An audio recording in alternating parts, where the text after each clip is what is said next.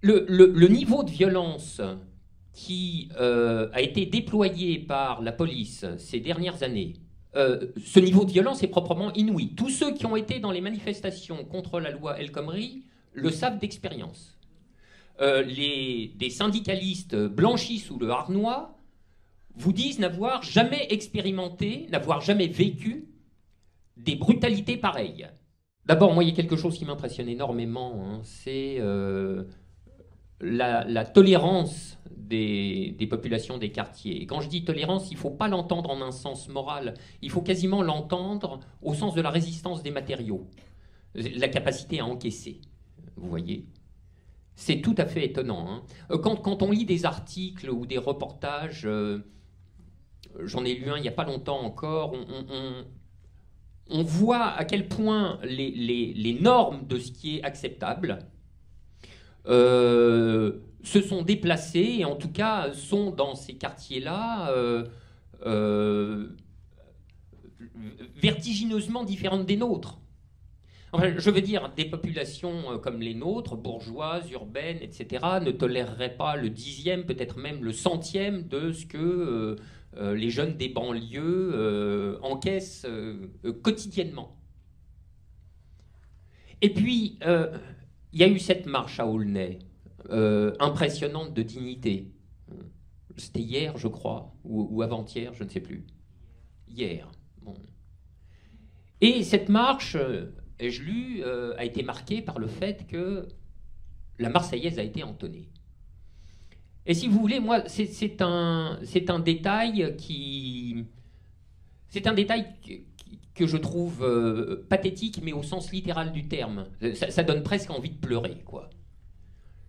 Imaginez-vous que un gosse de bourgeois se fasse agresser, enfin quand je dis agresser, violer, parce que oui c'est ça, hein, vous savez, sur France Inter, aujourd'hui on entendait qu'il s'était agi d'une arrestation un peu musclée. Sur France Info, ça avait été une arrestation brutale. Non, c'est pas de ça qu'il s'agit, hein. Je veux dire, c'est d'un viol, c'est quand même pas la même chose tout de même. Bon, voilà. Alors imaginez qu'un gosse des beaux quartiers soit l'objet de ce genre de traitement. Et bon, c'est une expérience de pensée à laquelle je vous convie, mais quand même, la population du 16e arrondissement descend dans la rue, hein, pour protester contre les violences policières faites aux gosses de riches. Il n'y a pas un moment où ces gens-là éprouveraient le besoin de se mettre à chanter la Marseillaise. Vous comprenez? Qu'est-ce que ça veut dire, ça?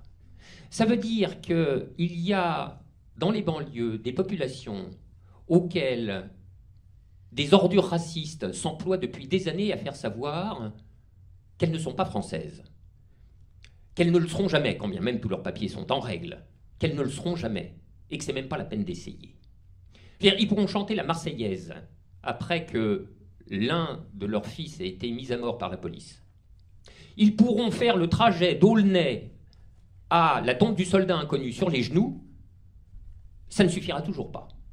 Car c'est ça qui a été posé dès le début, et qui ne sera jamais dit, évidemment.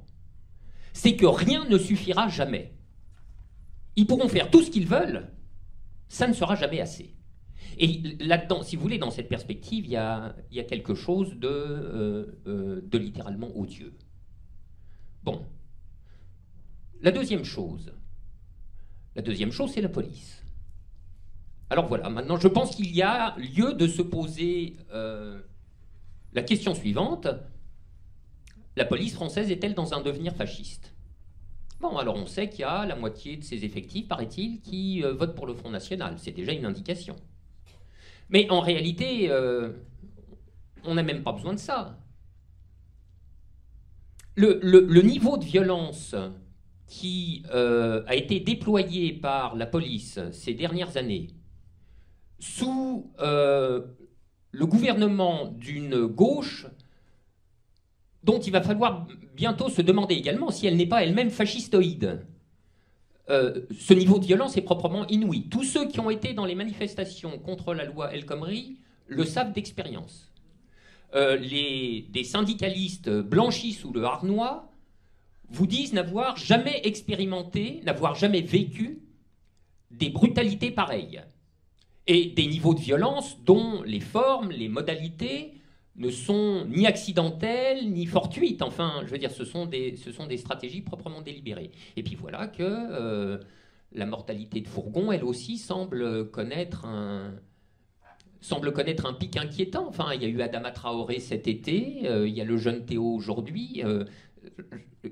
Que se passe-t-il? Que se passe-t-il? Et tout ceci, une fois encore, se produit sous l'autorité d'un gouvernement dit socialiste, vous voyez, au terme d'un quinquennat qui aura été extraordinaire à tous égards.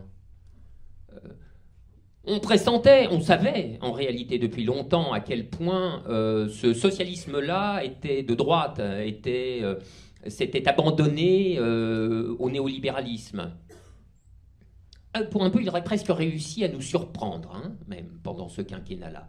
Il est vraiment allé plus loin que les plus pessimistes ne pouvaient l'imaginer. On peut tenir à raison que Hollande aura fait des choses que Sarkozy élu n'aurait pas osé faire.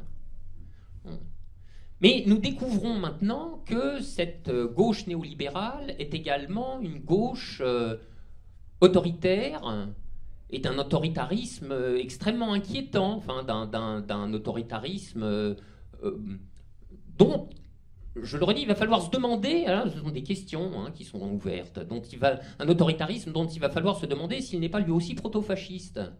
Je veux dire, quand on a cette gauche identitaire, autoritaire, enveloppée comme il se doit dans les habits d'un républicanisme entièrement frelaté, dont elle se fait un caparaçon pour mieux s'adonner à ses passions troubles, cette gauche qui nous aura fait l'état d'urgence, c'est-à-dire un régime d'exception permanente, bien sûr, hein. Cette gauche qui aura envisagé sans ciller la déchéance de la nationalité. Écoutez, il y a quand même des questions, étonnantes à se poser. Au demeurant, ce qui est un peu affligeant, je dois le dire, c'est que nous sommes conduits à l'histoire nous condamne à redécouvrir régulièrement des enseignements qu'on croyait acquis de longue date. Je veux dire que la social-démocratie puisse verser dans l'autoritarisme le plus violent, le plus politiquement brutal, c'est quand même une leçon qui a été acquise de très longue date. Je veux dire, depuis Thiers, qui dirige les Versaillais, en passant par l'Allemagne, où Hébert et les corps francs de Nosk, au nom du SPD allemand, réprime la révolution spartakiste, jusqu'à, forme plus atténuée, un Guy Mollet de la 4ème République, ce sont des événements dont la récurrence devrait nous conduire à mettre une ou deux idées l'une derrière l'autre. Et il semble que la série se soit donné un nouveau point, une nouvelle occurrence, avec le gouvernement Valls-Hollande. Donc il y a quand même de quoi être un peu effaré. Et puis alors, comme toujours, hein, au milieu de la pire des déconfitures, il y a par-ci par-là quelques lueurs d'espoir qu'il faut essayer de ne pas manquer. Alors il y en a une à laquelle j'ai déjà eu l'occasion de rendre l'hommage qu'elle méritait, mais moi toutes ces choses, hein, finalement, je ne les apprends dans leurs détails, évidemment que par Internet. Il ne faut pas compter sur les médias dominants pour nous donner des vues tout à fait complètes quand même sur ce genre de choses, quoique pour cette fois, j'ai l'impression que c'est moins pire qu'à propos de Traoré, par exemple. Je les suis en particulier sur le site de cette agence, je ne sais pas comment il faut l'appeler, qui est Taranis. Hein, ce groupe de journalistes qui va au plus près de la violence policière pour nous en rendre compte, c'est-à-dire pour faire ce que tous les médias devraient faire systématiquement, qui nous montre par exemple cette image tout à fait vertigineuse hein, de CRS ou de gendarmes mobiles, je ne sais pas, avec un fusil de tireur d'élite à Aulnay, vous voyez. Nous avons appris que des tirs à balles réelles avaient eu lieu, de sommation, mais enfin bon, je veux dire, que les forces de l'ordre commencent à sortir les pistolets pour en faire usage contre les populations. Je ne vois pas très honnêtement, ce qui peut justifier des choses pareilles. On sait que l'arsenal policier est suffisamment complet pour éborgné sans avoir besoin de tirer à balles réelles. Enfin, bon, non, tout ça est proprement. Nous vivons un moment proprement hallucinant.